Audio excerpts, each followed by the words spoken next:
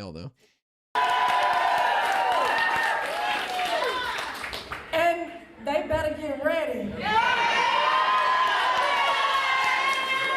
Because they ain't seen nothing yet. Whoa! In November, we are going to show again what happens when every day people come together around a shared vision for our collective future across party, across race, across all 6 counties. Oh, she did it. She knows what she just did. So, yeah, you have to be anti-establishment to win right now.